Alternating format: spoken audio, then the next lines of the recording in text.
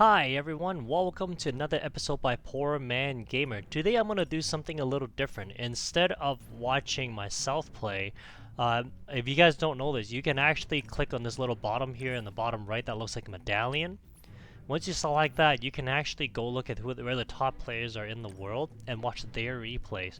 And here I'm actually going to show you guys two losses that Alicia Destiny took against either 1-3 Lad, 13 Lad, or Blade because of the way it is. I don't know how you pronounce it, so I'm going to call you 1-3 Lad for now.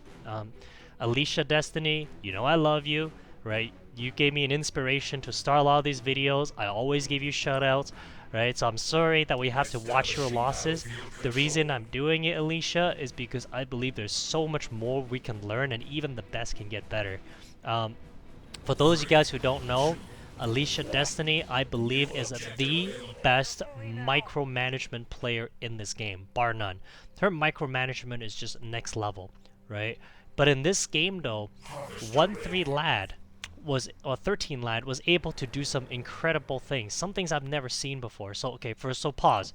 Because Alicia Destiny is one of the best players in the world, and because everybody watches her videos and knows her playstyle, we all know she loves her rhinos, right? And she loves to open with a rhino. 90% of her matches, she probably does that.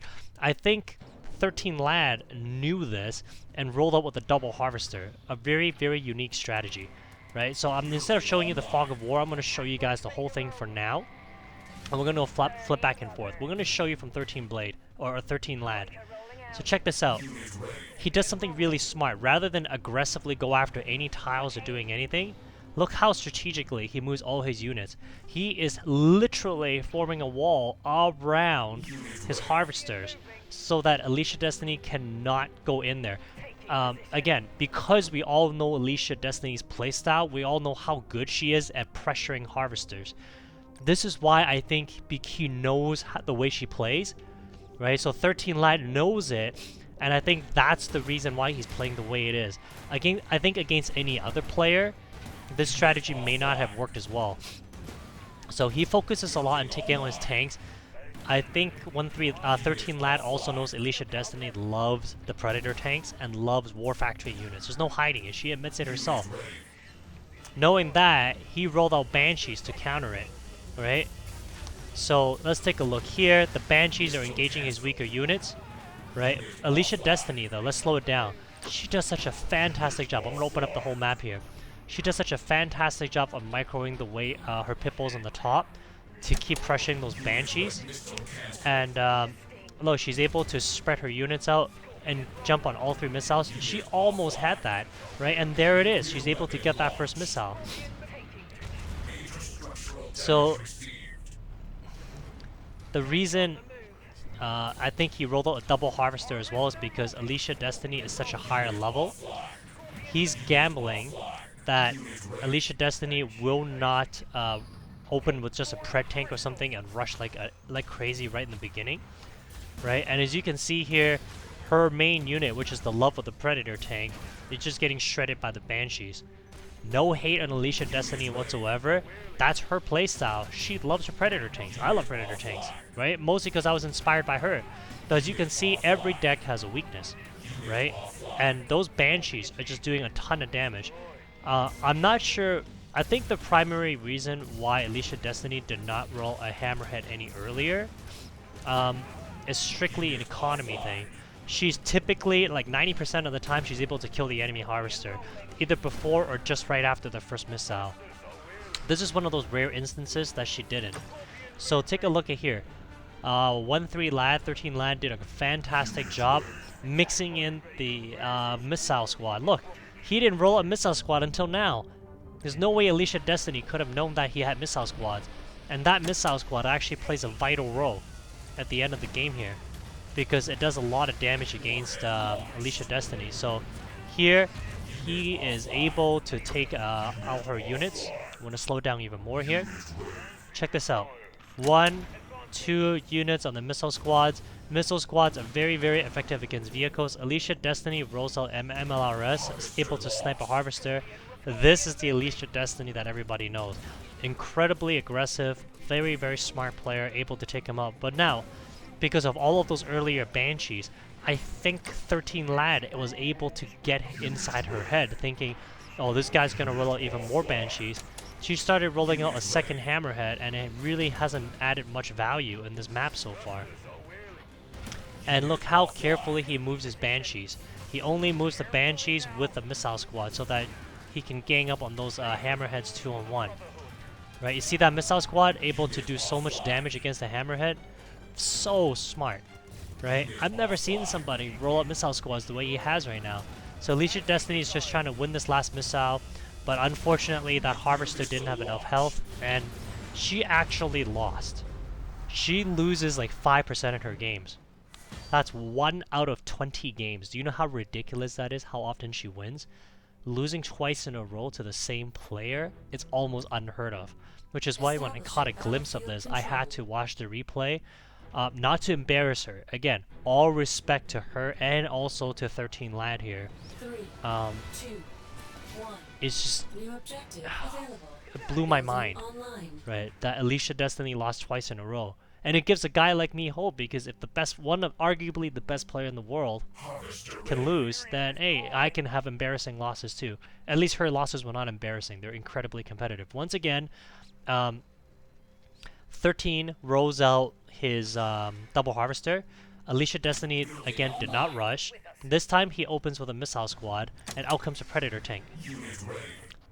The only reason he knew to roll out missile squads is because he knows that Alicia Destiny, from the last game, she's adopting, and he was one step ahead of her, where normally the Rhino comes right out first. This time a Predator tank came out because she knew he would roll out a double harvester, right? But look at this incredible counter here. Again, he forms a wall, very smartly micros his units so that the tank can't get back to where the harvesters are, right? And he's still doing his best to block, so a hole finally opens up, but he's still being tile blocked.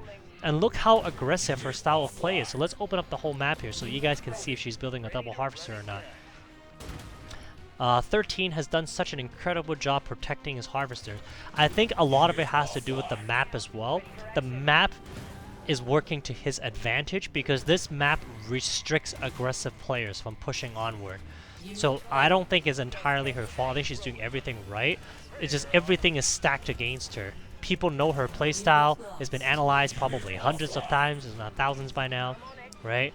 And because everybody knows her playstyle and everything, they just can build the deck specifically to go against her, if that makes sense. This deck may not be effective against anybody else, but it works great against her, right? So there's that Banshee again, right? And I love the way he balances, the way he uses his units. The reason he has a double harvester is because Alicia Destiny is a higher level player with her units across the board. And so he's just basically pumping out volume to win. So let's take a look at her side, his side of the map again with the Banshees. Look how smartly she rolls out those Pippos across the top. It's always 2-on-1, 2-on-1 in every matchup. Okay, so let's pause here so you guys can appreciate her genius, okay? When it's full speed, it's hard to appreciate. As that Rhino is shooting the missile squad, that tank is being stacked on top, that Pippo is being stacked on top, and is still doing damage against that harvester. Look at that, okay? Let's look at it from her perspective. She is doing damage to that harvester with 2 Pippos, even though the missile squad is right there, and the missile squad never touched the Pippo. Like, look at that. That's crazy micro, right? I don't know of any other player who does it as consistently and as well as she does.